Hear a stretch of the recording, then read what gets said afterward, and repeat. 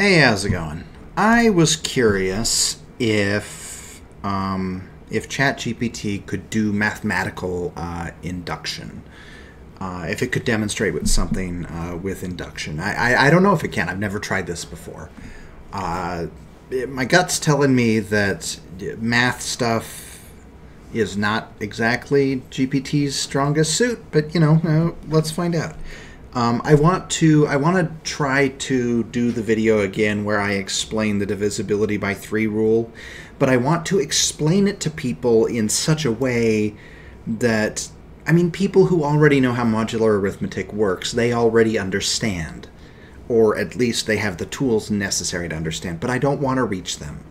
I want to reach somebody who's never taken anything past high school pre-algebra or explain it to a child. I have to prepare for that. I have to figure out how I'm going to explain it. So let's see here. Can you demonstrate with mathematical? I thought I spelled it wrong. Mathematical induction that for any non-negative integer I, j, and k, that I times 10 raised to the j mod 9 equals I mod 9. We didn't need a k.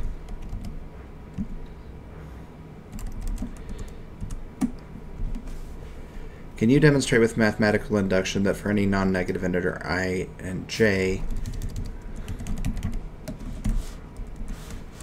that I times 10 raised to the j mod 9 equals I mod 9? Sure, I can demonstrate this property using mathematical induction. The property we want to prove is that for any non-negative integers I and j, the following holds true. I times 10 raised... Oh, it's cool. It does the superscript. First, we check the base case where j equals 0. Note that 10 to the 0 is 1, so obviously it's the same. This is the right-hand side, so the base case holds. Induction step. I times 10 to the k mod 9 equals I not mod. First we need to show that it holds for j equals k plus 1.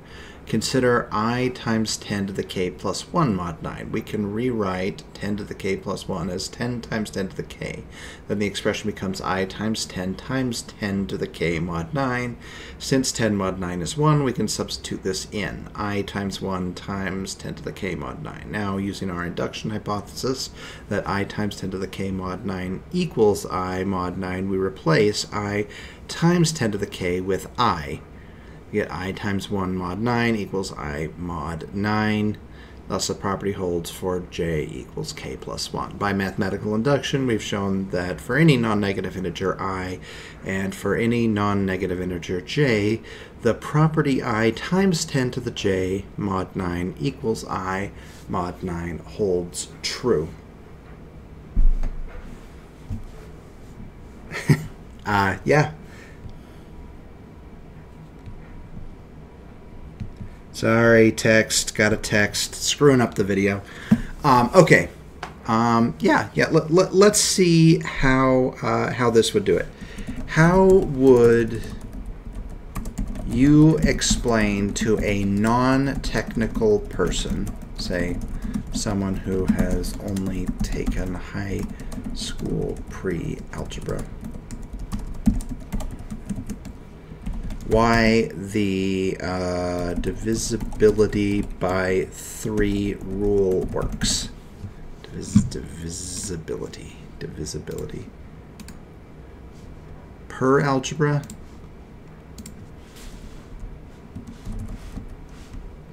Why the divisibility by 3?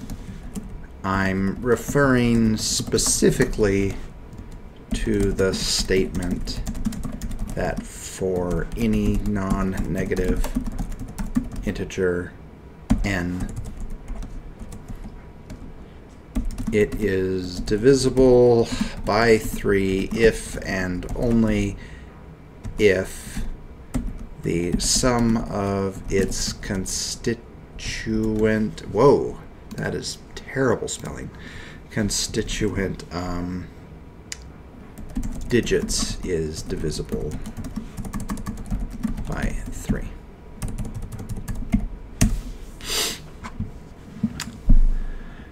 To explain why the divisibility by 3 rule works to someone with a basic understanding of math like high school pre-algebra, let's use an intuitive approach.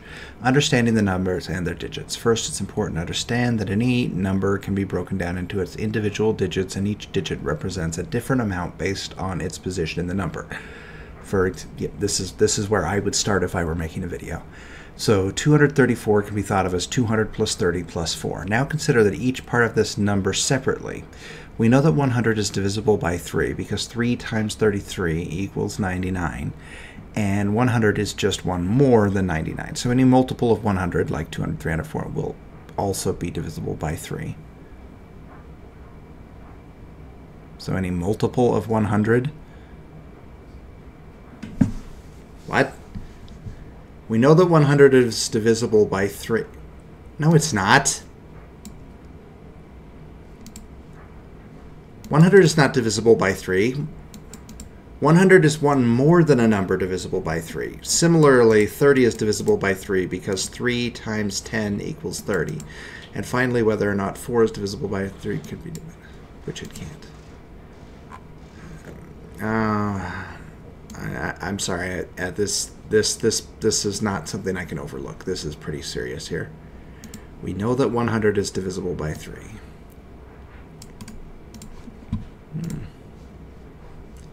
It is not true.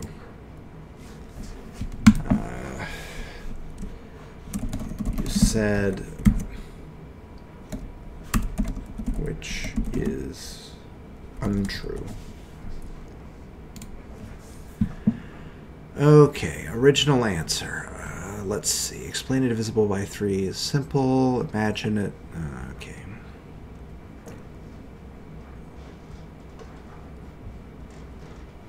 Now, 100 is just 10 times 10, and we know that anything with a 0 at the end doesn't affect the divisibility by 3. So we can ignore these zeros and just look at the 1. And this is a terrible explanation. I don't want to judge whether one is better than the other.